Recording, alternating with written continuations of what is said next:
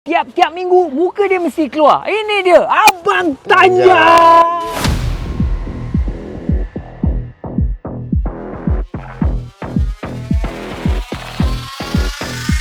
Kita nak tanya dekat dia orang. Let's say lah kalau misal kata ada drama-drama yang tengah main sekarang dekat Astro, watak apa yang sesuai untuk peserta-peserta GB ni jadi? Let's go, kita sembang-sembang dengan dia orang. Boleh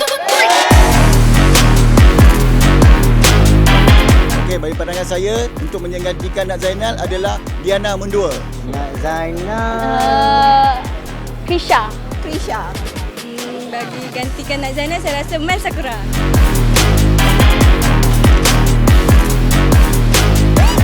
Zakia. Zakia.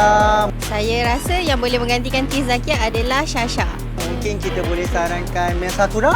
Okey, T Zakia, saya rasa Kak Shima kot.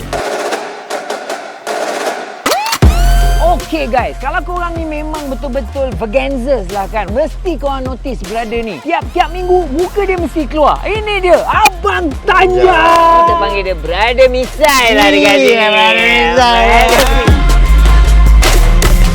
So, apa sebenarnya daya tarikan yang boleh menyebabkan kamera tu akan capture abang? Di samping tagline Tanja, spek mata yang berlampu, yang terbaru, baju, jaket yang berlampu dan kasut saya ni pun berlampu.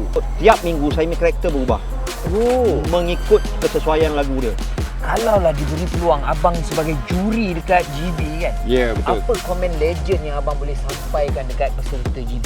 Okey, dia mesti all out all the time dan menunjukkan dia punya bakat secara langsung sama ada di Malaysia ataupun perkembangkan bakatnya hanya di luar negara sekali. Ya, itu yang baik tu. Bila tengok GB dekat konsert dengan tengok GB dekat rumah, apa different yang brother rasa?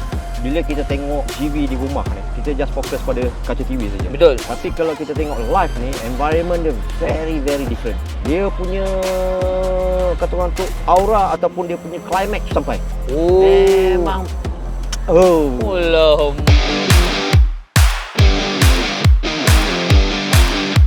Yes! Macam mana guys? Korang dah tengok sendiri kan? Memang best sebenarnya kalau korang datang sendiri, tengok secara live konsert Gegar Vaganza musim yang ke-12.